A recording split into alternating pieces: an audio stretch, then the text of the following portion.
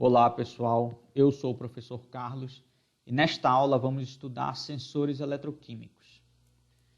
Nossa agenda é composta por conceitos de sensores eletroquímicos, células eletroquímicas, potenciostatos discretos e integrados, FET sensível a íons ou SFETs, circuitos de condicionamento de sinais destes sensores. Sensores eletroquímicos são dispositivos capazes de identificar sinais ou receber estímulos de natureza física ou química. Estes sensores baseiam-se em reações de transferência de carga, ou seja, eles funcionam muito parecido com capacitores. Então, eles são basicamente capacitores, onde eles passam por processos faradaicos, ou também eles usam fenômenos de migração de cargas não faradaicos. Tipos de sensores eletroquímicos são potenciômetros, condutométricos, amperométricos e voltamétricos. Então, temos estas denominações de sensores eletroquímicos. Sensores do tipo potenciométricos baseiam-se na medida do potencial elétrico gerado na interface entre a solução e o sensor, ou seja, aqui na interface de contato, como por exemplo, pode-se ser citado os eletrodos íon seletivos. Então, aqui nós temos uma solução que vai entrar em contato com um eletrodo e este eletrodo vai selecionar alguns tipos de íon desta solução. Por exemplo, se nós tivermos ali uma gota de sangue e nós quisermos identificar algum tipo específico da presença, quisermos identificar a presença, por exemplo, de um vírus, nós temos que ter um eletrodo capaz de selecionar íons relacionados à presença daquele vírus. Então, por isso nós temos que ter esse tipo de seleção. Então, sensores condutométricos baseiam-se na medida de condutividade elétrica do sensor. Sensores amperométricos constituem os sensores baseados na medida de corrente, aplicando-se um potencial fixo suficiente para a efetivação do processo de redox da célula eletroquímica. E sensores voltamétricos são úteis tanto em análises quantitativas, bem como em análises qualitativas na caracterização e no estudo de oxidação e redução de uma célula eletroquímica. Nestes sensores, monitoram-se os níveis de corrente em função do potencial. Células eletroquímicas são aparatos compostos por 2 ou 3 eletrodos que proporcionam condições favoráveis para que uma reação eletroquímica possa ocorrer e ser medida. Na verdade, independente da condição favorável ou não, a célula eletroquímica ela vai estar ali somente para medir as propriedades daquela reação. Então, se nós temos a solução, uma reação tem que acontecer, e esta célula, que é basicamente um capacitor, vai ter que medir as características da reação dentro do eletrolito aonde essa célula vai estar imersa. Então, ela é basicamente um capacitor. Então, tem 2 placas separadas por uma região aqui sem o contato metálico. E quando essa célula estiver colocada em contato com uma solução eletrolítica, nós vamos ter aqui uma variação na capacitância deste dispositivo. E esta variação na capacitância pode ser medida de várias formas. Então, aqui, nós temos o diagrama esquemático básico de uma célula eletroquímica, onde nós temos o que chamamos de eletrodo de referência, o contraeletrodo e o eletrodo de trabalho. Então, nós vamos medir basicamente a variação da corrente que acontece entre esses dois eletrodos. Potenciostatos são dispositivos mais utilizados para realizar o controle sobre os potenciais de uma célula eletroquímica, ou seja, eles são um circuito que vai basicamente gerenciar aqui o controle sobre os potenciais da célula eletroquímica. O potenciostato em si ele é o conjunto do circuito de controle e da célula eletroquímica. Este circuito realiza o controle da diferença de potencial que surge entre os eletrodos de uma célula eletroquímica através de um sinal aplicado à entrada de um amplificador operacional aplicado ou acoplado à célula, realizando a medida de corrente proveniente do processo eletroquímico. Então, o potenciostato vai exercer o controle sobre os potenciais da célula e vai medir a corrente que circula através desta célula.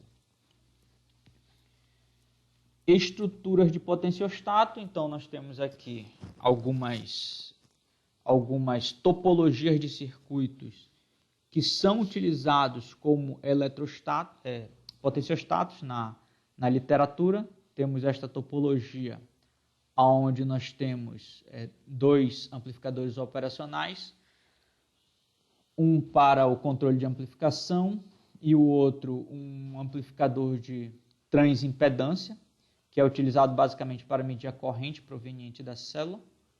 Nós temos esta outra estrutura, onde nós temos 3 ampiop. Um deles exerce tanto o controle do terminal de...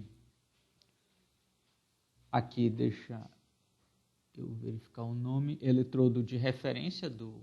Ele executa tanto a aplicação do potencial desse eletrodo de referência, como ele funciona também como uma realimentação para realizar o controle sobre o estado do potencial sobre essa célula.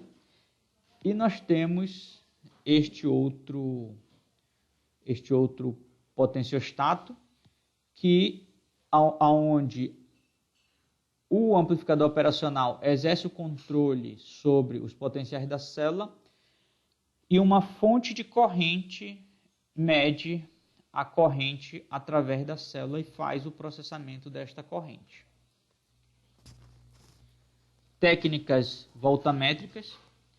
Então, compreende um conjunto de técnicas eletroquímicas em que se estuda a relação corrente-potencial durante a eletrólise, que se desenvolve em uma célula eletroquímica através de uma varredura de potencial aplicado sobre a célula. Uma varredura de potencial aplicado sobre a célula. E os principais métodos voltamétricos são voltametria cíclica ou linear, voltametria pulso normal e voltametria pulso diferencial. Vamos ver o que cada uma dessas representa. A voltametria cíclica ou linear. Então, na voltametria cíclica, o eletrodo de trabalho da célula eletroquímica recebe um potencial que varia entre 2 potenciais pré-estabelecidos, então o potencial inicial e o potencial final. Essa variação ocorre sobre passos de potencial em determinada velocidade de varredura. Então, nós vemos aqui que nós temos um sinal um sinal triangular, e a derivada dessa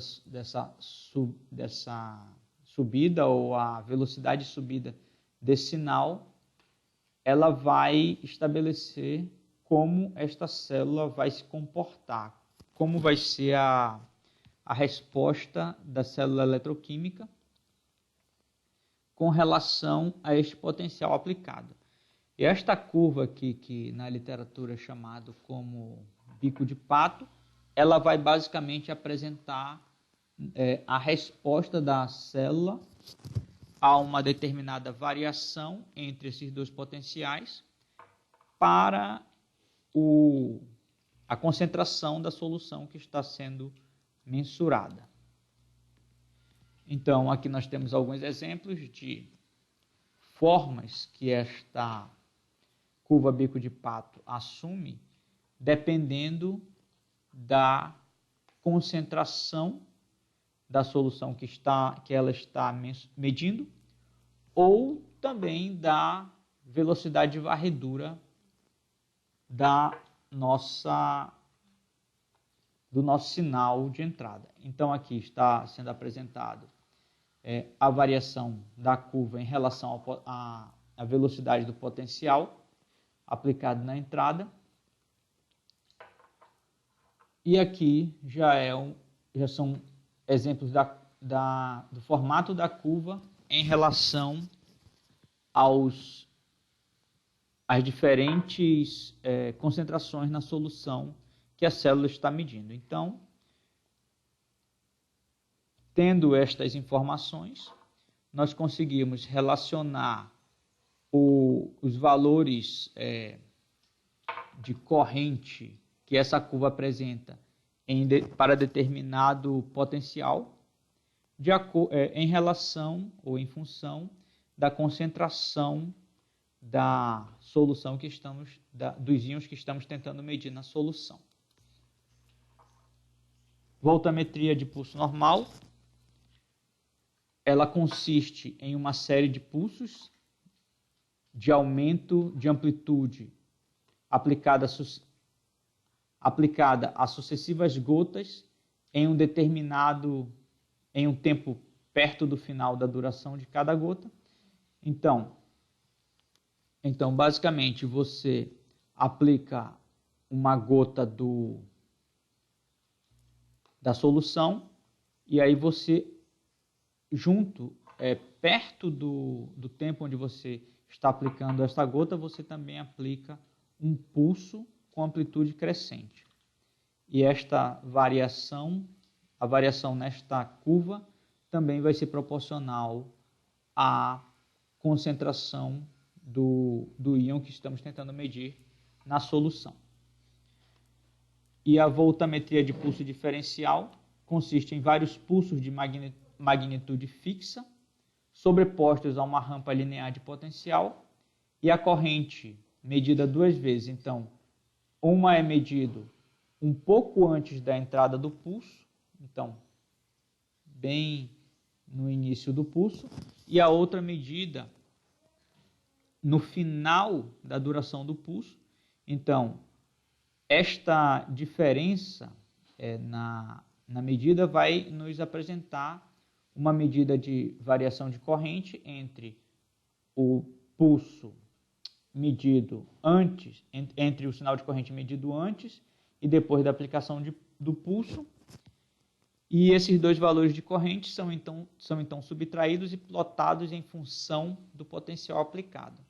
E a forma desta curva vai ser proporcional também à concentração dos íons que estamos tentando medir na solução. Então, temos aqui um exemplo de como, seguindo uma rampa fixa e uma frequência fixa de aplicação dos pulsos e uma amplitude fixa dos pulsos, vai resultar em curvas que serão proporcionais à concentração do íon que estamos tentando medir em uma determinada solução. Exemplos aqui de circuitos potenciostatos discretos e integrados. Então, nós temos aqui circuitos potenciostatos. Na verdade, aqui estão sendo apresentados o circuito de controle ainda desacoplado das suas células eletroquímicas. Elas podem ser acopladas depois. E aqui são potenciostatos integrados, aonde também não necessariamente são construídos juntos com as células eletroquímicas. Até porque as células eletroquímicas elas podem ser descartadas e uma nova célula pode ser acoplada novamente ao circuito potenciostato. Então, podemos reutilizar o circuito potenciostato, mesmo que a célula eventualmente venha a ser descartada. E, em muitos casos, a célula ela é descartável, o potenciostato não. Um outro dispositivo para realização de medidas eletroquímicas, que é utilizado como sensor eletroquímico, é o sensor FET, sensível a íons. Então, ele é um transistor FET e a sensibilidade a íons é derivada da eliminação do metal de gate de um MOSFET e expondo a camada sensível do gate isolador a uma solução eletrolítica. Então, aqui nós temos o transistor MOS usual, onde nós temos o substrato de silício, o isolante de porta, aqui o óxido de porta, o metal de contato de porta e acima dessa camada metálica nós temos uma camada sensível a íons. Da mesma forma que a célula eletroquímica, esta camada ela pode ser feita para selecionar alguns tipos de íons que vão estar presentes nesta solução. Então, nós temos um eletrodo de onde nós aplicamos um potencial e nós vamos ter um capacitor formado aqui entre a solução e a porta do FET, do transistor FET. E, dependendo da concentração de íons que esta camada detecta, nós vamos ter uma variação nessa capacitância e logo nós vamos ter uma variação na tensão de limiar desse transistor. E esta variação na tensão de limiar vai influenciar na corrente que este circuito conduz para cada valor de potencial VGS aplicado neste transistor. Então, o procedimento mais complexo aqui na confecção do transistor SFET é basicamente esta camada seletora, porque ela envolve processos de fabricação que geralmente são diferentes do processo de fabricação do próprio transistor MOS, e esta camada ela pode não ser reutilizável. Então, nós temos várias dificuldades aqui na fabricação, porque uma vez que nós fizemos a leitura de uma determinada solução, nós teremos que limpar esta camada, fazer a remoção dos íons que foram detectados ou que foram absorvidos por esta camada para que ela possa ser reutilizada. Então, é um procedimento caro, mas o sensor SFET, em relação à célula eletroquímica, ele consegue, como ele é um dispositivo bastante veloz, de operação bastante rápida, então ele consegue medir detalhes de reações que acontecem muito rapidamente, que a célula eletroquímica, por exemplo, não conseguiria medir, porque a célula eletroquímica é um sensor lento, é um capacitor grande, um sensor lento. Aqui o SFET, ele é um sensor rápido, então ele consegue medir variações eletroquímicas acontecendo na faixa de milissegundos. Entretanto, ele tem esta dificuldade na sua fabricação, porque a fabricação desta camada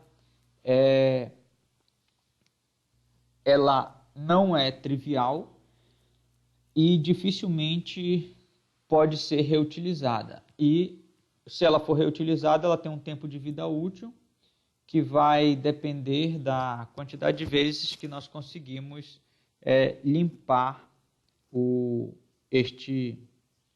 esta camada sensível aos íons que nos interessam para realizar a medição. Então, já comentamos, o princípio de sensibilidade do SFET é baseado no princípio da absorção de cargas na interface íon sólido. Então, interface, cadê?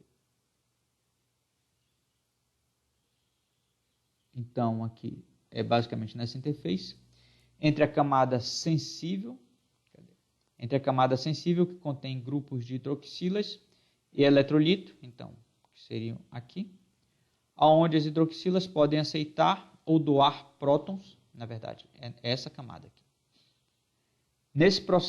Nesse processo, é criada uma capacitância de camada dupla, onde surge uma diferença de potencial que influencia na tensão de limiar do dispositivo, dependendo da concentração de íons de hidrogênio, pH, ou outro íon, dependendo do tipo dessa camada, da substância analisada.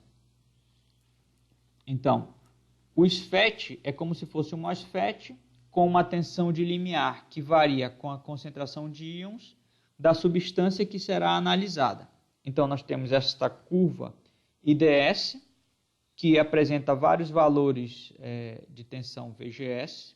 Aqui seria a nossa tensão aqui. Essa curva é uma curva que é relacionada à tensão VGS aplicada para substâncias com pH 5 numa água DI, uma água deionizada. Então, alguns circuitos de condicionamento de sinal de SFET são ilustrados aqui. Então, na literatura, nós encontramos vários circuitos que são utilizados para o condicionamento de sinal, ou seja, polarização e leitura do sinal do sensor SFET. E nós encontramos na literatura complementar SFET, MOSFET pair, que é este circuito aqui, formado por um amplificador operacional e um transistor que vai polarizar o SFET. Nós temos um circuito CVCC, Constant Voltage, Constant Current, então ele tenta manter a corrente constante e a tensão constante de polarização do SFET, e o que nós vamos ter é uma variação aqui na tensão do SFET relativa aqui aos íons presentes, a quantidade de íons que estamos medindo presente na solução eletrolítica. Nós temos o SFET aplicado como um dos transistores de um par diferencial. Então, a diferença no potencial na porta desse transistor relacionada à quantidade de íons na solução vai gerar uma variação de corrente, que por sua vez vai gerar uma variação de tensão que vai ser medida na saída através deste circuito.